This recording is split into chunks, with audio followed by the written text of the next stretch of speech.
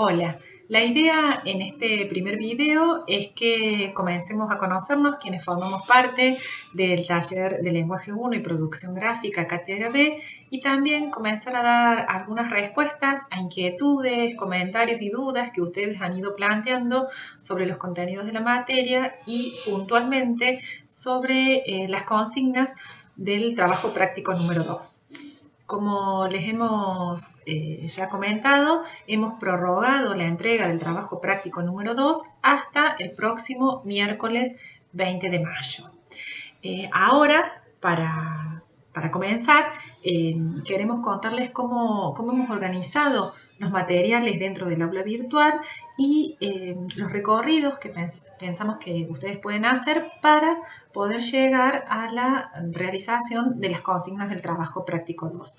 Este trabajo, como ustedes saben, tiene por título Ética periodística, Fake News, Periodismo digital e Infodemia. Bueno, en primer lugar, tenemos dentro del aula virtual, en la pestaña Programas y Lecturas, una serie de archivos que constituyen el material teórico que ustedes deben leer para poder resolver las consignas del trabajo práctico 2. Y después, en la pestaña Trabajos prácticos, encontrarán, por un lado, un archivo en PDF con las consignas y también el espacio para poder publicar ese trabajo práctico. Volvemos entonces a la lectura de los textos que les proponemos para resolver el trabajo práctico. Dentro de la pestaña Programas y Lecturas van a encontrar que hay dos archivos que son de lectura obligatoria. Uno de esos textos es Maniobras y mecanismos de desinformación de Mario Benedetti y el otro es la actividad periodística y el mito de la objetividad de Cecilia Sossi. Esos dos textos tienen que leerlos sí o sí para poder resolver las consignas del trabajo práctico. Además de esos dos textos teóricos, van a encontrar ahí otros dos archivos, la síntesis orientadora y la guía de lectura. Hemos puesto esos dos archivos con un material de apoyo, de guía, para que ustedes puedan llegar a comprender los otros textos. Es decir, que tanto la síntesis orientadora como la guía de lectura constituyen materiales que les sirven a ustedes para cuando tengan que abordar los otros textos, contar con algunas herramientas analíticas, de contexto, algunas preguntas que les sirvan y que les sean de utilidad para poder avanzar en las lecturas. Si ahí surgen algunas actividades o algunos escritos que ustedes quieren compartir, bienvenidos sean. Pero esos no son las actividades de entrega obligatoria. Simplemente ponemos esos dos materiales a disposición de ustedes para que quienes los necesiten puedan efectivamente guiarse, orientarse en la lectura de los dos textos que son material obligatorio para la resolución del trabajo práctico. ¿Cuáles son los conceptos centrales que nos interesa que ustedes profundicen, que ustedes tengan en cuenta al momento de hacer las lecturas de los textos que les propusimos? En primer lugar, aparece el concepto de objetividad periodística. En el texto de Cecilia Sossi van a poder ver ahí una historización de ese concepto, un concepto que es fundamental no solo para pensar nuestra materia, sino que van a ver a lo largo de la carrera cada momento que reflexionemos sobre el ejercicio profesional del periodismo. En este caso, Cecilia Sossi, cuando historiza el concepto de objetividad periodística, plantea las dos vertientes más reconocibles que existen en torno a este concepto. Por un lado, aquella corriente que plantea la existencia, que efectivamente existe, la objetividad periodística, que es posible acercarnos a la objetividad periodística y que en ese caso nuestra práctica como periodistas sería una especie de reflejo de la realidad. En este caso se considera muchas veces la teoría del espejo, es decir, que cada vez que escribimos, realizamos una noticia, un texto periodístico, estamos reflejando aquello que vemos en la realidad. Mientras que la otra vertiente sostiene que es imposible llegar, alcanzar o lograr en términos plenos, absolutos, la objetividad periodística.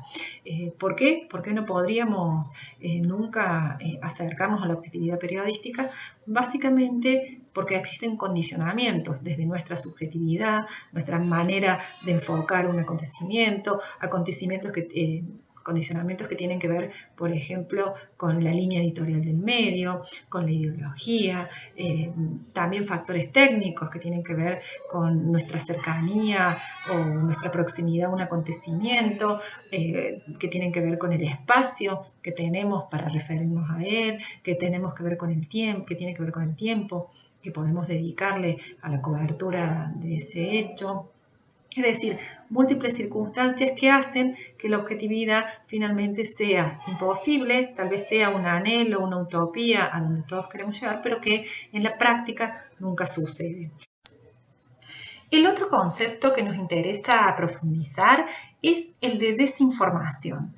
En este caso hay que distinguir dos aspectos. Por un lado, diferenciamos entre información falsa, errónea y operación de desinformación.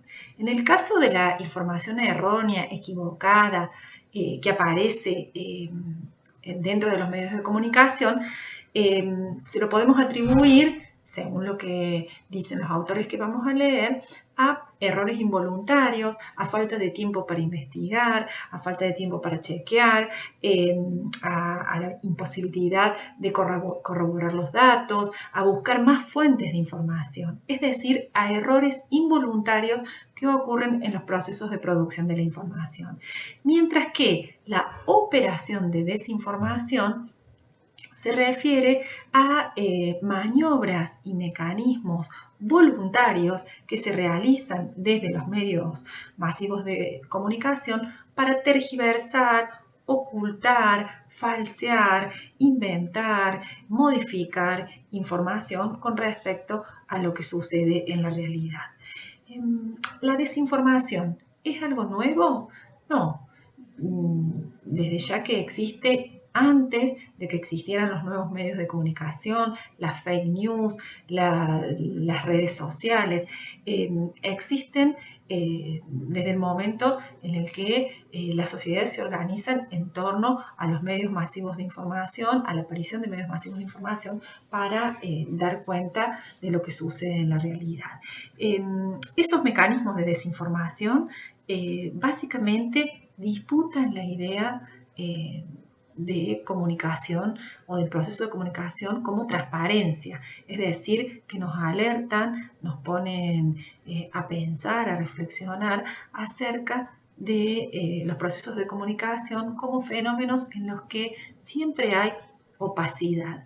¿Qué factores entonces estarían interviniendo dentro de esos, dentro como mecanismos de desinformación? Factores ideológicos, factores que tienen que ver con procesos políticos, económicos, lingüísticos, tecnológicos, es decir, una serie de estrategias que se ponen en juego de parte de los medios de comunicación y que los periodistas efectivamente llevan a cabo en el proceso de producción de la información para tergiversar, modificar, ocultar, engañar en algunos casos al público lector.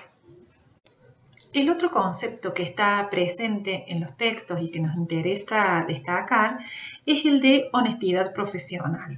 Entre otras cuestiones, este concepto implica la intención del periodista en su ejercicio profesional, la intención, decíamos, de narrar los hechos basados en una ética y en un deseo de respetar, de ser riguroso con respecto a lo que efectivamente aconteció.